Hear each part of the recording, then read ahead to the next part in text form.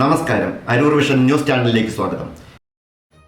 അരൂർ ക്ഷേത്രംകവലയിൽ പഞ്ചായത്ത് ഓഫീസിന് വടക്കു ഭാഗത്ത് സ്ഥിതി ചെയ്യുന്ന ജപ്പാൻ കുടിവെള്ള പദ്ധതിയുടെ കൂറ്റൻ ജലസംഭരണിയുടെ മുകളിൽ കയറിയ നായയെ അരൂരിലെ ഫയർ ആൻഡ് റെസ്ക്യൂ വിഭാഗം ഉദ്യോഗസ്ഥരെത്തി താഴെയിറക്കി.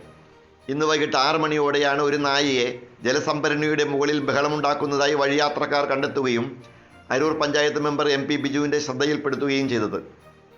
കുടിവെള്ളം മലിനമായേക്കാം എന്ന അടിയന്തര പ്രാധാന്യമുള്ള വിഷയമായതിനാൽ ഉടൻ തന്നെ Aroor fire and rescue officer Praveen പ്രഭുവിൻ്റെ നേതൃത്വത്തിലുള്ള ഉദ്യോഗസ്ഥരെത്തി ജലസംഭരണിയുടെ മുകളിൽ കയറി നായയെ കുരുക്കിട്ട് പിടിച്ച് സുരക്ഷിതമായി താഴെ ഇറക്കുകയായിരുന്നു. കുതറിപ്പോകാൻ നായ ഏറെ ശ്രമിച്ചെങ്കിലും വളരെ സുരക്ഷിതമായാണ് നായയെ ഉദ്യോഗസ്ഥർ താഴെ ഇറക്കിയത്. ജലസംഭരണിയുടെ മുകളിലേക്ക് കയറാനുള്ള പിരിയൻ ഗോവണിയുടെ താഴെയുള്ള സുരക്ഷിത കമ്പിവേലി അഴിഞ്ഞു കിടന്നതാണ് നായ മുകളിലെത്താൻ കാരണമായത് എന്നറിയുന്നു. ഏറെ ശുചിത്വം ആവശ്യമായ ജലസംഭരണിയുടെ സംരക്ഷണത്തിൽ വാട്ടർ അതോറിറ്റി ഉദ്യോഗസ്ഥരുടെ അനാസ്ഥയാണ് നായ മുകളിൽ കയറാൻ ഇടയാക്കിയതെന്ന് ജനസംസാരമുണ്ട്.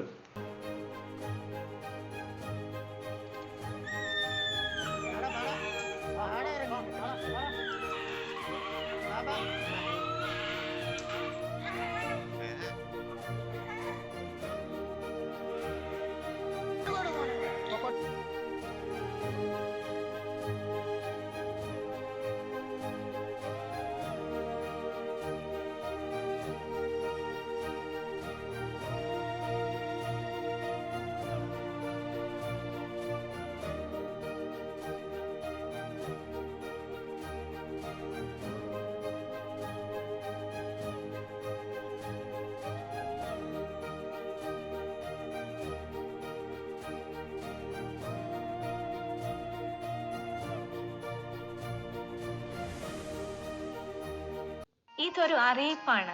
ഇന്ത്യൻ പെന്തക്കോസ്ത് ദൈവസഭയുടെ കുണ്ടന്നൂരിലെ ബഥേൽ ചർച്ചിന്റെ നേതൃത്വത്തിൽ സ്വർഗീയ സന്ദേശം 2024 എന്ന പേരിൽ കുണ്ടന്നൂർ ജംഗ്ഷനിലുള്ള മൈതാനത്ത് സെപ്റ്റംബർ 12 മുതൽ 15 വരെ സുവിശേഷ സമ്മേളനം നടത്തുന്നു. ഇന്ത്യൻ പെന്തക്കോസ്ത് ദൈവസഭയുടെ Ernakulam centre minister pastor Sunny Alexander സുവിശേഷ സമ്മേളനം ഉദ്ഘാടനം ചെയ്യും.